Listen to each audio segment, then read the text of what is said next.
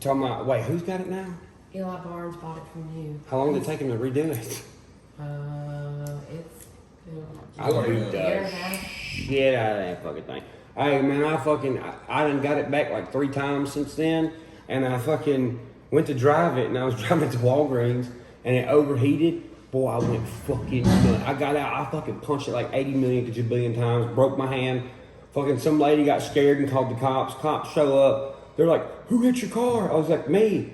They're like, with what? I was like, my fist. And they're like, do you need to go to the hospital? I was like, no. They're like, are you mentally okay? I was like, yeah, I'm fine now. They're like, what the fuck? They're like, well, we can't get you in trouble for beating up your own car. I mean, you just went all the way around it, just beating the shit out? All the way around it, fucking 1, 2, and it, boom, boom. Hell yeah, what's that like? That felt good. I drove it home like that. You did? Mm-hmm. Classic. Fucking classic. That's a very funny story.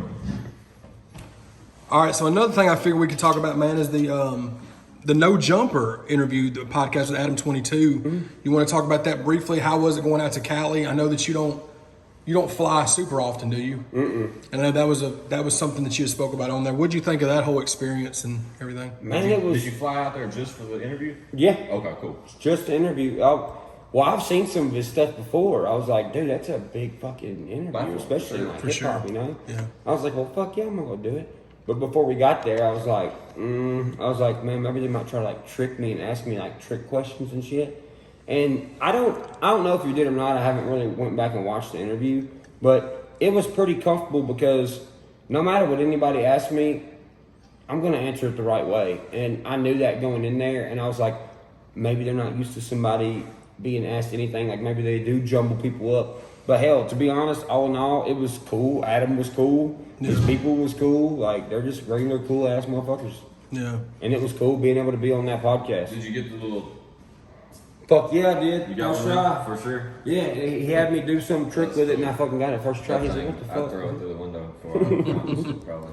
It seems like everybody plays with one of these things. Mm-hmm. That's super cool. That's fun. They fly you out? Honestly, I don't even really know. I just know they wanted me to go there. I fucking got the ticket and was like, hell yeah, just I went went. there too.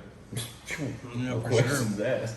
That's a good look, man. Yeah, You're getting a lot of views on it too. I noticed. It's Oh yeah, dude. I was like, damn. Did that? Oh, so question. That was dope that you got to do that. But did you see any kind of course, for you, I guess it's hard to see because you get so many. Did you see an influx of fans after that? New fans from that? Yes. Okay. Well, it was worth doing then. Yeah, for sure. because like the Roy Jones Jr. question, like we were saying earlier, like a lot of hip hop heads were in the comments. They're like, "What the fuck?" They're like, "How does this fucking redneck country ass kid know about Roy Jones and you don't? You're a hip hop." And you know, them kind of people come over to my shit because they were like, "Okay, he knows like the history of hip hop. Like, we want to check out this motherfucker." Yeah. So a lot of people who would never even follow me was in the comments being like, "Hey, he's telling the truth about who he is. That's fucking real. I'm gonna go see what he's about." Yeah. Of course, you had your ones that were like, "Why'd you have this guy on here?" Well, fuck those fucking people. We don't give a fuck about them people. Would you say you beta, me alpha? Yeah, me beta. Or no, you beta, me alpha. Yeah. Hell yeah.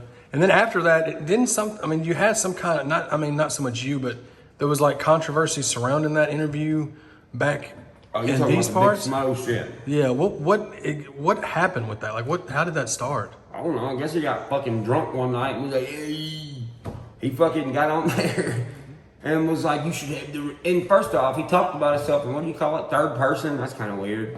Yeah. You should have the real boss of the sticks on the show. I'm like, you wear girl camouflage, so I'm the boss of the sticks, not you, motherfucker. Like, listen, if you're gonna be the boss of the sticks, you gotta do boss of the sticks shit. And I didn't even bother that motherfucker. Like y'all even collabed before that, correct? Didn't y'all do something on like a record together? Yeah, I didn't like it, but yeah. Yeah. I don't know, man. That's the thing. I'm gonna know when it's time to retire and do something else. A lot of these motherfuckers don't know when it's time to do something else. They start getting salty because, I mean, look, dude, you can't be a young rapper forever. Like, there's gonna be a time when I cut off the rap shit and only do country and rock shit, but that's just a part of growing up, you know what I'm saying? Like, at least to me, and I feel like they get salty once the new guys come up, and I feel like you should encourage the new guys. Like, Like one day in the future, Upchurch ain't gonna be cool no more. Like there's gonna be another kid that comes up that's cool, but that's just how it goes. I'm gonna be old and fucking dead. What the fuck do I care? Like, Right. there's got to be another guy come along. You know? Yeah. You can't just want to stay on top forever. I mean, that's just the truth. And I don't want to be fucking 50 years old on stage singing a song from 15 years ago. You know? Right. I want to be somewhere else doing something else. Well, and plus too, I mean, like Jelly has said with me, you have a lot more life out of the rock and the country stuff. Like he was telling me, he can't perform Welcome to the Trap House when he's 60. Right. He can perform Save Me when he's 60. That's because he's self-aware. Yeah. You know? And so that's like just same thing you just said. It's like you want to do your country stuff, you can do that much longer and the rock stuff much longer than you can do the rap stuff. It's got more of a shelf life than the rap does. And I don't understand why people, these artists that do cling to their self because their ego's so big and they shit on everybody else, because if you look at it, that's what we're trying to get Nashville back to. We're trying to get Nashville back to the passing down the Nashville torch. For sure. You know what I'm saying? Not fucking being in a building and saying who can't be a country singer and who can. Like the kid from West Nashville sitting on his front porch picking his guitar might be the next fucking country star, but you're not gonna know because everybody who's famous is from elsewhere and not from fucking Nashville. Yeah. You know what I mean? For sure. I just wanted to get your opinion on that, man, because I know people have asked about it, and I know you've kind of spoken about it on your channel, and you know. His ass ain't getting no fucking publicity from me. He can get it from his fucking self. I got better shit to do.